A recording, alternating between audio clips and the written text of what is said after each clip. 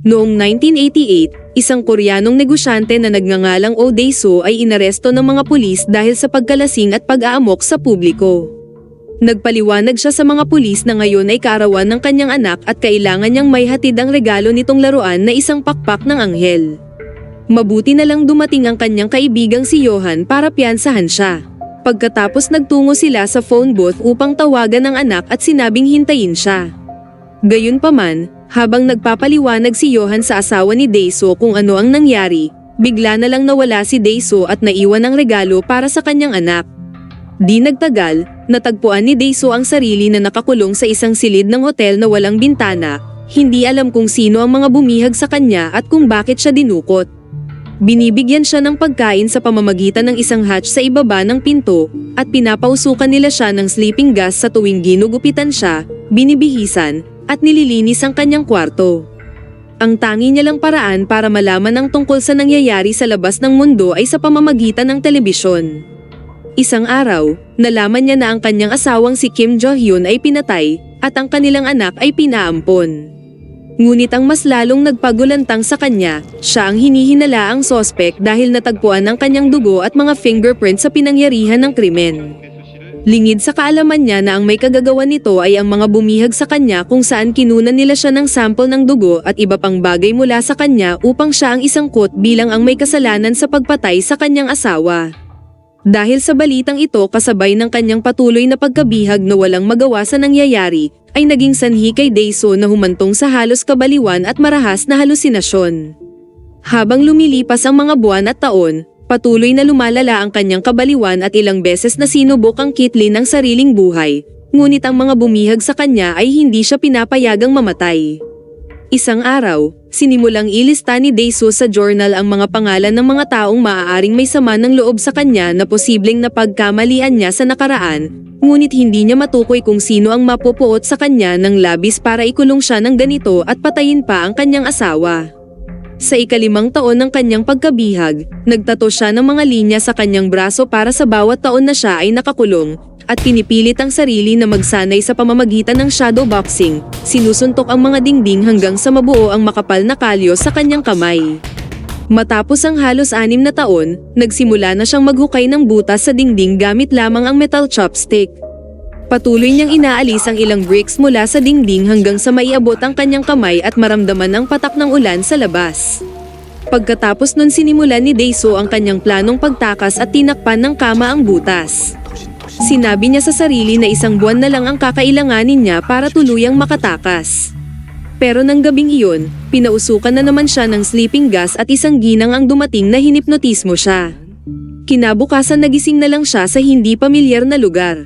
Matapos ang 15 taon na pagkabihag, lumabas siya mula sa isang bagahe na nakasuot ng eleganteng suit at relo. Nagmasid siya sa paligid at napansin ang isang lalaki na nakaupo sa gilid ng gusali hawak ang kanyang alagang aso. Siya ang unang tao na nakausap ni Dae-soo sa loob ng 15 taon. Hindi makapaniwala si Dae-soo at halos nauutal sa pagsasalita. Nalaman natin na ang lalaking ito pala ay pinaplanong magpakamatay. Tinanong siya ng lalaki, kahit ba mas masahol pa ako sa hayop, wala ba akong karapatang mabuhay? Ngumiti lang si Dae-soo at inulit ang tanong. Nang magpatihulog na ang lalaki, hinawakan ni Dae-soo ang kanyang necktie, sabay sinabing ipagpaliban muna nito ang kanyang pagpapakamatay at pakinggan ang kwento ng kanyang buhay. Matapos ikwento ni Dae-soo ang kanyang mapait na karanasan, sinabi ng lalaki na siya naman ang pakinggan nito kung bakit gusto niyang magpakamatay, pero hindi na siya pinansin ni Dae-soo sabay umalis. Paglabas niya ng gusali, ang lalaki ay nahulog sa kanyang kamatayan sa ibabaw ng isang kotse. Pinag-iisipan ni Dae-soo ang susunod niyang hakbang habang naglalakad sa paligid ng lungsod. Iniiwasan niyang makipag-ugnayan sa kanyang mga kamag-anak o kaibigan, sa kadahilanang siya pa rin ang itinuturing sospek sa pagpatay sa kanyang asawa. Nang makatagpo niya ang isang grupo ng mga kabataang lalaki sa kalye, sinubukan niya ang kanyang mga kasanayan sa pamamagitan ng pakikipaglaban sa kanila. Gamit ang mga pinagsanayan sa loob ng mahabang panahon, matagumpay niyang natalo ang mga ito at patuloy na gumala sa lungsod.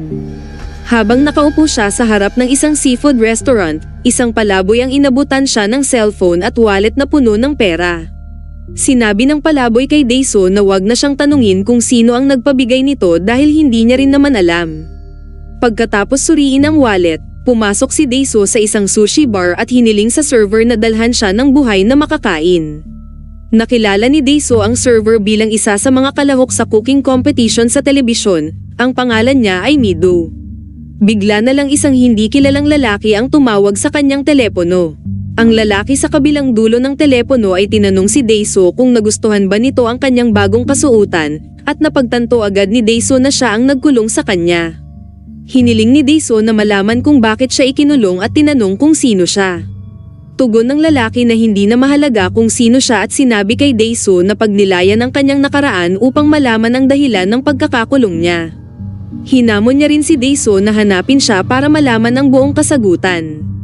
Pagkatapos nagbigay ang misteryosong lalaki ng isang mahiwagang palatandaan, isang butil ng buhangin at isang bato ay parehong lumubog sa tubig na may parehong bilis, sabay ibinaba na ang telepono. Pagkatapos dinalhan na siya ni Mido ng buhay na pugita gaya ng hiniling niya. Tinanong niya si Daeso kung dapat niyang hiwain ito, pero agad itong hinawakan ni Daeso at sinimulang kainin. Nawalan ng malay si Daeso matapos kumain. Naawa si Mido sa kanya kaya dinala siya nito sa kanyang apartment. Paggising ni Daeso, mataas ang kanyang lagnat at nanghihina. Sinabi ni Mido na mabisa ang gamot na ibinigay niya sa kanya kaya gagaling na rin siya. Habang patungo sa banyo, sinabi ni Mido kay Daeso na sira ang lock ng pinto kaya binalaan niya si Daeso na huwag magtangkang pumasok dahil mayroon siyang kutsilyong dala. Pero sa kabila ng babala, pumasok pa rin si Daeso sa banyo na nagpumilit makipagtalik sa kanya. Kaya naman nahampas ni Mido ang hawakan ng kutsilyo sa kanya at umalis na siya. Sinabi ni Mido na naiintindihan nito ang kanyang desperasyon at sinabing makikipagtalik din ito sa kanya sa lalong madaling panahon pero siya ang magsasabi kung kailan. Sa mga sumunod pa na araw ay nagpasya si Daeso na hanapin ang nawalay niyang anak na babae sa tulong ni Mido. Nalaman nila na isang mag-asawa mula sa Sweden ang nag-ampon sa kanyang anak. Kaya ipinagpaliban na lang ni Daeso hanapin ang kanyang anak at sa halip ay makikipagsapalaran na lang upang hanapin ang lalaki na dumukot sa kanya. Isang araw, nakatanggap si Mido ng mensahe sa online mula sa isang lalaking gumagamit ng ID na Evergreen. Tinatanong siya tungkol sa The Count of Monte Cristo.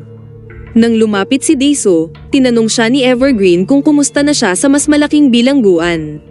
Napagtanto agad ni Daeso na isa siya sa mga dumukot sa kanya. Kaya dahil dito naisip niya na baka sangkot din si Mido at hindi niya siya mapagkakatiwalaan. Hindi nagtagal ay natuklasan niya ang restaurant na naghahatid ng pagkain na kanyang kinakain noong siya ay nasa bilangguan pa. Sinundan niya ang isang delivery man sa gusali kung saan natagpuan niya mismo ang bilangguan kung saan siya binihag at inatake ang isang gwardiya doon. Kalaunan natuklasan niya na ang bilangguan ay pinapatakbo ng isang criminal organization kung saan binabayaran sila ng mga mayayamang kliyente para ikulong ang mga taong gusto nilang ipakulong. Pinahirapan ni Daeso ang lalaking namamahala sa operasyon sa pamamagitan ng pagbunot ng kanyang mga ngipin gamit ang martilyo. Sinabi ng manager na nagngangalang Mr. Park na hindi niya kilala ang kliyenteng nagbayad para ikulong siya, ngunit ni-record niya ang kanilang usapan sa telepono. Kinuha ni Daeso ang recording at nagpas siyang umalis. Lalabas na sana siya ng gusali ngunit isang pulutong ng mga gangster ang naghihintay sa kanya. Armado lamang siya ng kanyang martilyo at walang takot na hinarap niya lahat ng gangster. Patuloy siyang lumaban kahit nasaksak na siya sa likuran. Nang tuluyang makalabas si Daeso sa gusali, binunot niya ang kutsilyo at bumagsak sa lupa. Tinulungan siyang tumayo ng isang lalaki sa kalsada at pinasakay ng taxi. Binigyan ng lalaki ang driver ng address at nabunyag na ang lalaking tumulong sa kanya ay sangkot pala sa mga bumihag at nagkulong sa kanya sa pamamagitan ng pagbanggit ng kanyang pangalan. Pagdating sa bahay sinimulan niyang pakinggan ang recording. Nalaman niya na sinadya siyang ipakulong ng misteryosong lalaki sa loob ng 15 taon. Nang tanungin ni Mr. Park ang misteryosong lalaki kung ano ang dahilan nito sa pagpapakulong kay Daeso ng mahabang panahon, simpleng sagot ng kliyente na masyado raw kasing madaldal si Daeso. Kinabukasan, binisita ni Daeso ang kanyang kaibigan na si Johan para tanungin siya kung nakikilala niya ang boses ng kliyente sa recording. Hindi matukoy ni Johan ang boses, ngunit tinulungan niya si Daeso na mahanap ang Evergreen na kausap ni Mido sa online. Nagsimula silang makipag-chat kay Evergreen sa online at binati ni Evergreen si Daeso dahil na-dismiss na raw ang kaso ng pagpatay sa kanyang asawa. Bumalik si Daeso sa tahanan ni Mido at pinahirapan niya ito dahil iniisip niya pa rin na kasabwat niya si Evergreen. Habang pilit niyang kinukunan ng higit pang impormasyon si Mido, tumawag si Johan na nagsasabing natuklasan na niya ang user ID ni Evergreen at nakita ang mga detalye ng may-ari at mayroon ding address. Napagtanto ni Daeso na ang hinahanap pala nila na si Evergreen ay nasa kabilang apartment lang sa gusali sa tapat ng kalye mula sa apartment ni Mido. Agad niya itong pinuntahan at nag-imbestiga sa apartment, at sa wakas ay nakilala niya na nga ang misteryosong lalaki na nagpakulong sa kanya ng 15 taon. Ang pangalan niya ay Woo Jin at kasama nito ang kanyang bodyguard na si Mr. Han. Sinubukan ni Daeso na umatake ngunit pinigilan siya ni Mr. Han. Sinabi ni Woo Jin kay Daeso na hindi niya siya maaaring patayin dahil kung gagawin niya ito, hindi niya malalaman ang dahilan kung bakit siya nabilanggo. At kung susubukan naman ni Daeso gumamit ng dahas para paaminin siya, ibinunyag ni Woo Jin na mayroon siyang heart pacemaker na maaari niyang i-deactivate anumang oras upang mamatay siya. Ngunit nag-alok si Woo Jin na makipaglaro kay Daeso. Kailangan niyang alamin kung bakit nangyari sa kanya ang lahat ng ito sa loob ng 5 araw. At kung mabigo siya, papatayin niya si Mido sa July 5. Kung magtatagumpay naman siya, nangako si Woo Jin na papatayin niya ang sarili sa pamamagitan ng pag-deactivate sa kanyang heart pacemaker. Nang paalis na si Daeso, kaswal na sinabi ni Woo Jin na iniwan niyang bukas ang apartment ni Mido. Nagmadaling bumalik si Daeso sa apartment ni Mido nang marinig nito ang kanyang sigaw. Pagdating niya, nakita niya si Mr. Park at kanyang mga goons na inaabuso si Mido. Dinaig ng mga goons si Daeso at ginapos siya habang sinusubukang tanggalin ni Mr. Park ang kanyang mga ngipin bilang ganti. Ngunit napahinto si Mr. Park nang dumating si Mr. Han sa apartment na nag-alok ng isang suitcase na puno ng pera, sa kondisyon na aalis sila. Pumayag si Mr. Park sa alok at tinanggap ang pera. Habang papaalis na, nagbanta si Daeso kay Mr. Park na puputulin nito ang kanyang kamay dahil sa pang-aabuso kay Mido. Nakumbinsi na nga si Daeso na walang kinalaman si Mido kay Evergreen kaya humingi siya ng tawad kay Mido. Habang papunta sila sa isang motel, umawit si Mido ng isang kanta para ipahiwatig na handa na siyang makipagtalik kay Daeso. Lingid sa kanilang kaalaman, mayroon palang inilagay si Woo Jin na spy microphone kay Daeso kaya naririnig nito ang kanilang pagtatalik. Nang makatulog na sila sa gabi, umusok ang sleeping gas sa kanilang silid na nagpapahimbing ng tulog, at pumasok si Woo Jin upang mag-iwan ng isang package. Nang buksan nila ang package, nakapaloob dito ang putol na kamay ni Mr. Park. Agad na pagtanto ni Daeso na naririnig ni Woo Jin ang bawat salita na sinasabi niya, kaya malamang na mayroong spy microphone na inilagay si Woo Jin sa kanya at nagtungo sila sa isang shop para hanapin ang device at alisin ito. Maya-maya, dumaan sina Daeso at Mido sa internet cafe ni Johan para kumalap pa ng karagdagang impormasyon tungkol sa Evergreen.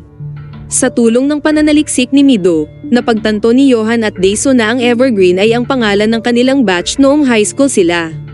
Pumunta sina Daeso at Mido sa paaralan upang tingnan ang yearbook para sa klase ng year 79. Nalaman ni Daeso na si Woo Jin ay dating kapwa niya estudyante. Tinawagan niya agad si Johan para kumpirmahin ang natuklasan, at binanggit ni Johan na may kapatid na babae si Woo Jin na nagngangalang Suan na kabatch din nila sa paaralan. Sa pagkaalala niya, si Sua ay masyadong malanding babae at nagkaroon ng malaswang reputasyon na kumalat sa buong paaralan at naging dahilan ng pagpapakamatay nito kinalaunan. Lingid sa kaalaman ni Johan, si Woo Jin pala ay nasa internet shop na niya at narinig nito ang buong komento niya tungkol sa kanyang kapatid. Binugbog niya si Johan hanggang sa mamatay dahil sa sobrang galit kung paano nito ilarawan ang kanyang kapatid at sinabi niya kay Daeso sa telepono na hindi pokpok ang kapatid niya.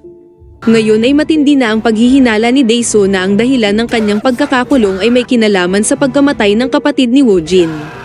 Tinunton ni Daeso si Mr. Park para humingi ng tulong. Dahil sa pagkawala ng kamay kay Woo Jin, nakipagtulungan na ngayon si Mr. Park sa kanya at sumang-ayon sa kahilingan ni Daeso na itago pansamantala si Mido sa dating bilangguan ni Daeso upang mapanatili siyang ligtas mula kay Woo Jin. Kalaunan natunton ni Daeso ang isa pang kaklase niya noon sa high school at tinalakay nila si Woo Jin at kapatid nitong babae na si Suo. Tila isang malaswang tsismis pala ang kumalat sa buong paaralan tungkol sa relasyon ng magkapatid at pinag-usapan din na marahil buntis noon si Suo. Ang mga tsismis na ito pala ay ipinakalat ng walang iba kundi ng matalik niyang kaibigan na si Johan, ngunit tila si Daesu mismo ang pinagmulan ng tsismis na ito. Pagkatapos may biglang naalala si Daesu. Isang araw sa paaralan, hindi sinasadyang nasaksihan ni Daesu si Woojin at Soa habang lihim na nakikipagtalik. Wala siyang ideya noon na ang dalawa ay magkapatid pala. Kaswal na binanggit ni Daesu ang kanyang nasaksihan kay Johan bago siya lumipat sa ibang paaralan sa Seoul. Sa kalaunan, ang tsismis na ito ay nagsimulang kumalat na humantong pa sa pagkabuntis ni Soa. Hindi na makayanan ni Soa ang bigat ng mga paratang sa kanya na naging dahilan sa pagpapakamatay niya kung saan tumalon siya sa dam noong July 5. Sa wakas ay napagtanto na ni Daesu ang ibinigay na pahiwatig sa kanya ni Woojin, tungkol sa isang butil ng buhangin at isang bato ay parehong lumubog sa tubig na may parehong bilis, nangangahulugan na ang isang kaswal na pananalita at isang tahasang akusasyon ay maaaring magdulot ng parehong mapangwasak na kahihinatnan sa isang tao. Kaya siya ang sinisisi ni Woojin bilang responsable sa pagkamatay ng kanyang kapatid. Sa wakas ay natunton na ni Daesu kung saan nakatira si Woojin at matapang na kinumpronta siya. Inakusahan niya si Woojin ng paghihipnotismo sa kanya dahilan para mabura ang kanyang memorya tungkol sa kanila ni Soa. Ngunit sinabi ni Woojin na hindi niya ginulo ang alaala ni Daesu. Talagang nakalimutan lang ito ni Daesu sa kanyang sarili dahil akala niya ito ay hindi gaanong mahalaga. Gayunpaman, ang maliit at makatinyang dila ay lumago ng wala sa sukat hanggang sa puntong napabalitang nabuntis si Soa. Hindi malinaw kung nangyari nga ito, ngunit sa paniniwala nito at sa takot sa kahihiyan sa publiko, pinatay ni Soa ang sarili. Gayunpaman, ipinahiwatig ni Daesu na pinatay ni Woojin ang kanyang sariling kapatid, sa takot na maging ama ng kanilang anak, at sinusubukan lang daw nito ipasa ang sisi sa kanya upang malagpasan niya ang nararamdamang guilty sa sarili. Dahil dito ipinakita ni Woojin ang larawan ni Soa sa dam bago ito magpakamatay, na may petsa ng araw ng kanyang kamatayan na July 5. Kinuha niya ang larawan bilang patunay na naroon siya mismo sa pagpapakamatay ni Soa. Ngunit pagkatapos, pansamantalang isinantabi muna ni Woojin ang mga alegasyon na ito at isang mas mapangwasak na revelasyon ang ibinulgar niya kay Daesu. Ipinakita niya kay Daesu ang isang photo album, kung saan ang unang larawan ay isang family portrait ng kanyang asawa at anak na babae. Ang natitirang mga larawan sa album ay ang kanyang anak na babae habang nagdadalaga ito, hanggang sa kakilakilabot na natuklasan ni Daesu na ang kanyang anak na babae ay walang iba kundi si Mido. Kasabay nito, nakita ni Mido ang mga pakpak ng anghel sa isang bag, ang parehong pakpak na binili ni Daesu noon bilang regalo para sa kaarawan ng kanyang anak. Sa pamamagitan ng maingat na pagmamanipula sa buhay nilang dalawa, kung saan pinatay ni Woojin ang kanyang asawa upang lihim nitong maalagaan si Mido mula sa edad na 3. Marahil ito rin ang dahilan kung bakit 15 taon niyang ikinulong si Daesu, dahil 3 years old pa lang si Mido mula nang makulong siya. Sa makatuwid kung susumahin, 3 plus 15 is equal to 18, na siyang edad ngayon ni Mido. Ibinunyag niya rin na hinipnotismo niya silang dalawang mag-ama upang mahulog ang loob nila sa isa't isa at gumawa din ng sexual na relasyon sa pagitan nila. Nag-init ng husto sa galit si Daesu at sinalakay si Woojin, ngunit pinigil siya ni Mr. Han na nauwi sa matinding pakikipaglaban. Sa kabila ng tinamong sugat mula kay Daesu, pinigilan niya pa rin si Daesu hanggang sa barilin at mapatay siya ni Woojin. Pagkatapos ay nalaman ni Daesu na si Mr. Park pala ay nagtatrabaho pa rin para kay Woojin, kung saan pinagkalooban pala siya ni Woojin ng pagmamayari ng bilangguan kapalit ng pagkaputol ng kanyang kamay. Kasama ni Mr. Park ngayon si Mido, at inutusang ibigay din ang parehong album kay Mido sa utos ni Woojin. Lalo itong ikinatakot ni Daesu, at nagmakaawa kay Woojin na huwag hayaang mangyari ito. Pagkatapos ay lumuhad siya at nagsimulang tumahol na parang aso. Sa kalaunan ay pinutol niya ang sariling dila para hindi na siya masyadong magsalita sa susunod.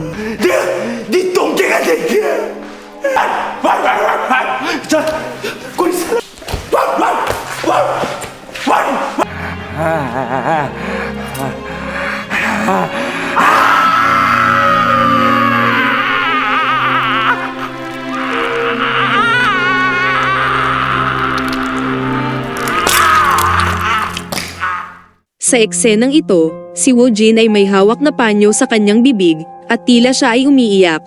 Ngunit pagkatapos ipinakita na tinatawanan niya si Dae-soo, pinipilit na itago ang tunay na nararamdaman upang patuloy niyang panoorin ang pagpapahirap ni Dae-soo sa kanyang sarili. Ang kanyang pagkauhaw sa paghihiganti na siyang nag-iisang dahilan ng kanyang pamumuhay ay sa wakas natupad na. Pinagbigyan niya ang pakiusap ni Dae-soo na wag nang ipakita kay Mido ang album at naghandang patayin ang kanyang sarili at si Dae-soo gamit ang parehong bala. Gayunpaman nagbago ang isip niya, at ibinigay kay Dae-soo ang remote switch ng sarili niyang pacemaker. Agad itong kinuha ni Dae-soo gayunpaman, nang pinindot na niya ang buton, hindi nito pinatay si Woojin bagkus ay nag-activate ang tape recorder ng pagtatalik nila ni Mido. Lumabas si Woojin sa penthouse sakay ng elevator, iniwan si Dae-soo na mag-isa habang pinahihirapan ng audio recording ng marubdob na pagbabayuhan nila ng sariling anak na babae. Sa loob ng elevator, umiiyak si Woojin habang inaalala noong nagpakamatay si Sua. Sinubukan niyang pigilan ang kapatid sa pagpapakamatay, pero sinabi sa kanya ni Sua na batid niyang natatakot na rin si Woojin sa posibleng kahihinatnan ng kanilang relasyon at hiniling na palayain na siya. Napagtanto ni Woojin na kahit na nakaganti na siya kay Dae-soo, hindi pa rin maalis ang sakit na nararamdaman sa kanyang puso. Sa sandaling bumukas ang elevator, binaril ni Woojin ang sarili sa ulo. Sa isang epilogue na itinakda sa taglamig na tanawin, nakipagkita si Dae-soo sa hypnotist, ang parehong hypnotist na kinuha ni Woojin para i-hypnotize silang dalawa ni Mido. Humingi si Dae-soo ng tulong sa kanya para makalimutan ang sikreto. Sinulatan niya ito ng liham dahil hindi na siya makapagsalita. Sinabi ng hypnotist na sa una ay ayaw niyang tulungan siya, ngunit naantig ito sa kanyang huling pangungusap na nagsasabing, kahit na ako ay mas masahol pa sa hayop, wala ba akong karapatang mabuhay? Ito ang parehong pangungusap na sinabi ng lalaking tumalon sa gusali sa simula ng pelikula. Binalaan ng hypnotist si Dae-soo na maaaring magkamali at magulo ang kanyang memorya. Pumayag naman si Dae-soo na ituloy pa rin ang sesyon. Sinabi ng hypnotist kay Dae-soo na isipin ang kanyang sarili na nasa penthouse ni Woojin. Gumamit na siya ng hypnosis upang hatiin si Dae-soo sa dalawang personalidad. Ang unang personalidad ay hindi alam ang katotohanan tungkol kay Mido, habang ang ikalawang personalidad ay isang halimaw na magtatago ng sikreto. Ang halimaw ay magsisimulang lumayo at sa bawat paghakbang ay tatanda ito ng 1 taon at mamamatay hanggang sa umabot sa taong 70. Maya-maya, nagising si Dae-soo na mag-isa sa snow. Lumapit sa kanya si Mido at sinubukan siyang painitin. Niyakap siya ni Mido at sinabing mahal na mahal niya siya. Napangiti na lang si Dae-soo nang marinig ang mga katagang yun, ngunit ang kanyang ngiti ay unti-unting napalitan ng lungkot at pighati habang patuloy silang magkayakap.